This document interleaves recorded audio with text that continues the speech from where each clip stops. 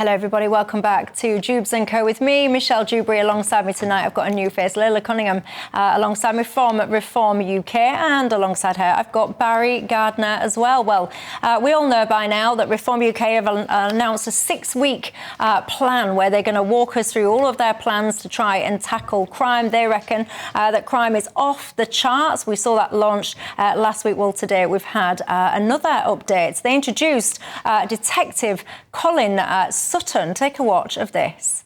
I'm Colin Sutton. I was a police officer for 30 years. I was fortunate enough to lead a marvellous team when we were investigating some of the nastiest and most publicised murders, I suppose, of the first part of this century. We convicted the serial killer Levi Belfield, the serial rapist and night stalker Delroy Grant.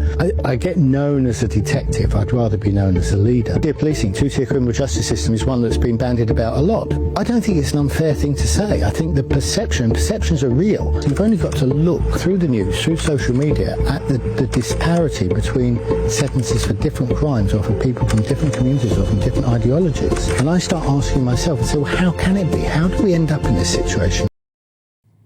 In terms of some of the things, suggestions, policy announcements, there's potential suggestions of all police officers being tasered, of reopening police stations that have previously now closed down. Tell us more, Laila. Yeah, I mean, our aim, so there is no visible policing in London. I mean, where I live, I don't see it. I don't know if you see it. There isn't visible policing across the country. The Tories gaslighted us and said, oh, we're hiring 20,000 police officers when they'd actually gotten rid of 20,000 before. And so our aim is to recruit 30,000 new officers and really go back to neighbourhood policing. And it's a zero-tolerance approach, so everything will be prosecuted. So, I mean, yesterday I was going home in the Holland and Barrett, a guy walks in, takes something and leaves the shop, and that's not really going to be prosecuted because it's probably about 20 quid. Mm-hmm. But it's persistent and it breaks down community ties and it breaks down the community, and that's what we want to see stop, because low-level stuff leads to high-level stuff. So are you saying then that the Holland and Barrett thief that you're mentioning, other shops, of course, are available. Are you saying that under Reform UK's plan, that fella would be tackled down and he would be in front of a court of law for his £20, whatever it was? Yes, I am. Right. And that's the only way to tackle shoplifting. I mean, shoplifting has surged by 20%. And we pay the price. Prices go up. Security guards are tired. I speak to security guards. They're tired. They hate their job. And shops don't want to open. And it's destroying our country. I mean, we've had 530 shoplifting offences that were recorded. So yesterday, when I spoke to the people at Holland Barrett, they weren't even going to report it. I said, please report it, because then the police goes into their recorded data. Mm. So, 500,000 are reported. God knows how many are not. If you saw a shoplifter at home, ladies and gents, would you intervene? Tell me your thoughts. Barry? Well, look, I agree with what Laila was saying about getting to grips with low-level crime and then escalating things from there. But what I don't understand is why all the Reform MPs voted against the Crime and Policing Bill. Because the Crime and Policing Bill, one of the things that it contained was to remove the legislation that made shoplifting under £200 a summary offence. So it actually was dealing with exactly the issue that Laila's just talked about. Not only that, it was doing so many other things about, violence against women and girls, stopping spiking, the stalkers element of the bill, which was, stalking protection orders. It was doing things like, and we've just heard today that the leader of Reform is talking against the online safety bill, saying that this is about freedom of speech, when actually what that is doing is trying to take away the ability of horrible people to put stuff about suicide directly to young girls.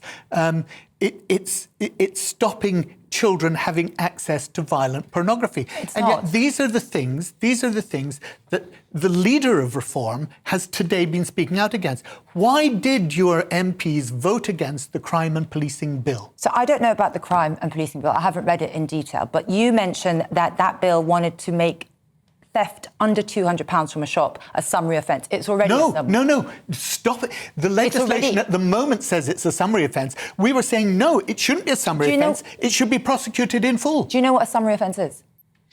Yes. No, you don't, because a summary offence means an offence that's tried in the magistrates. It's fully prosecuted and fully investigated. You're talking about either way offences or that are tried in the Crown Court or the magistrates. I don't think the legislation said it's not going to make it a summary offence. It's precisely what it said. It was removing the legislation that made it a summary offence so it would be tried as a serious crime, not in the magistrates' court. We definitely don't need £20 theft being tried in the Crown Court because that delays serious crimes such as rape, murder and terrorism. The Crown Court, hang on one second. If I can just finish. Yeah, of course. Yeah, I'll let you speak. Yep. The Crown Court has a 75,000 case delay. So if you want to also add minor shoplifting, like £20 for a jury trial, it's madness. Nowhere, I mean, Australia doesn't do that, Canada doesn't do that. We just want it to be prosecuted. That's all. We don't want it to be ignored. I have a shopkeeper who in my ward who says that the police screen his calls. They screen his 999 calls because he calls too much. But you've just said that you want to deal with shoplifting, and now you're saying, actually, the situation that we have at the moment doesn't do that. Yes. And when we tried to do something about it, you voted against it. No, you just said you wanted to make it a jury trial, which is madness. But madness, do you know how many rape trials, how many domestic abuse trials are waiting? We've got do you understand what a 75,000 case backlog is? And you want to add £20 thefts when we have... Can I just point out that you were in the Conservative Party that created that backlog? We have 500,000. And we have now begun addressing it. No, and you we certainly have, and we've You're releasing violent criminals. Down. You're releasing violent criminals. What are you talking about addressing it? You're letting them out on the streets. You're doing everything but. Sorry, look, you've changed the subject, but let's tackle that. Well, let's bring it back. Did you want to send shoplifting 20-pounders to juries? We were... No, but hang on, yes. Did you? We were removing the legislation that made it a summary offence. So you want to make it a jury trial? It would have to be prosecuted. So you want to make it a Crown Court trial for 20... That is the legislation you bring... That is the legislation that Keir Starmer wants to bring in. What do you want to do? No, hang on. If you say you're tackling it... I want more policing. I want a zero-tolerance approach. So you're saying that £20 shoplifting under Labour would go to the Crown Court? Is that Labour policy then? If it's prosecuted, then it would. Go to the Crown Court. So it wouldn't be a summary trial? That was what we did in the legislation. If you're a US resident, let's face it, things feel uncertain right now. America's national debt, over $36 trillion and climbing. Inflation, still eating away at your savings. And the dollar, down nearly 8% this year, with more countries walking away from it. Meanwhile, the markets, one day they're up, the next day, trillions gone in a blink. So it's no surprise people are asking, where can I actually put my money and sleep at night? That's why more investors are turning to gold and silver.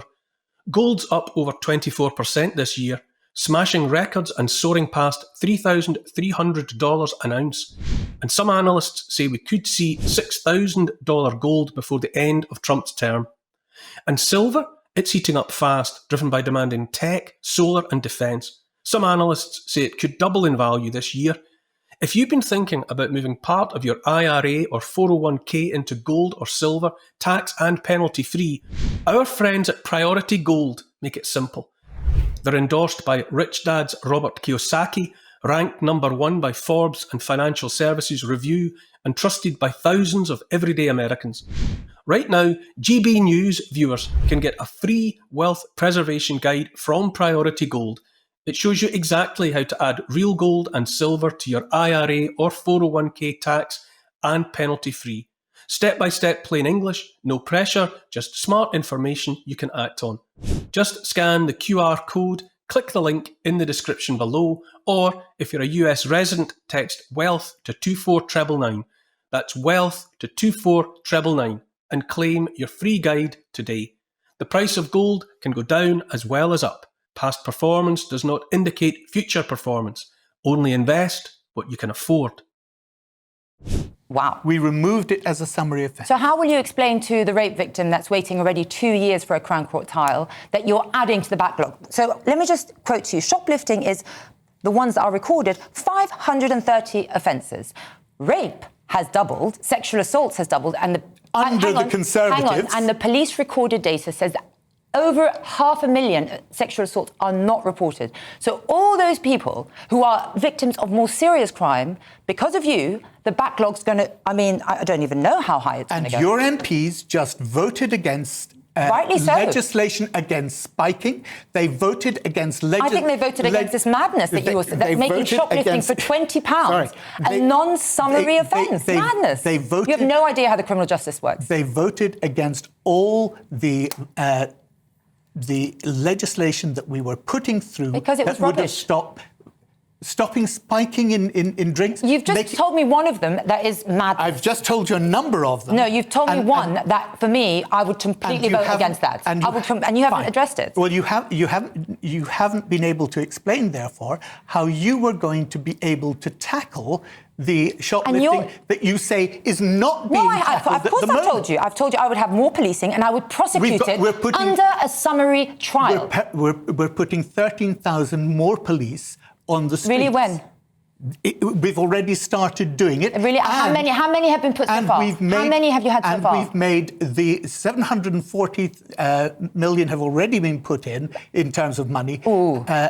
When you're spending when you've squirreled away 7 billion for Afghan refugees, you say 700 million is peanuts. Look, sorry. I'm sorry. We're doing it and we've calculated the costs. You said you're going to do it, but you haven't calculated the costs. Yes, we have, actually.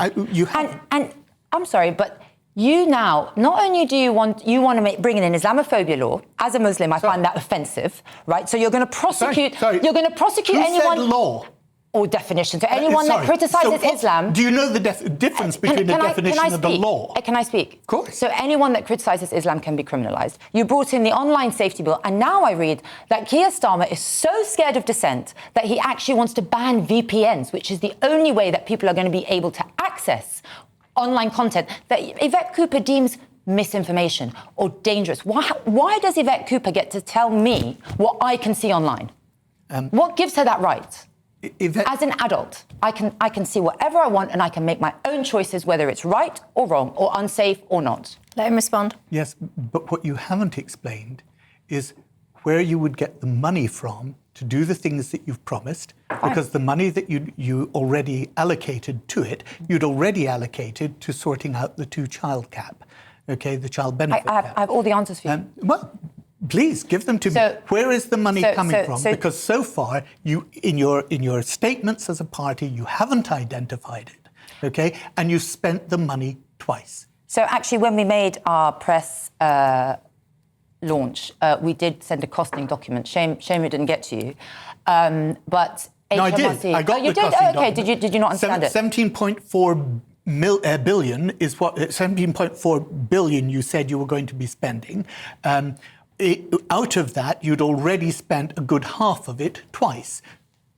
We didn't mention that. So, and do you know how when much it came to the prisons, what you said is that you were going to have all the new prisons, but you didn't actually cost the officers into that. Oh, it's good that you watched Sophie Ridge. No, it's, in fact, I was saying it on the programme a little while ago. But you didn't cost into that what the officers would have cost. So crime costs this country 80 billion a year. The tax gap that crime costs is 9 billion.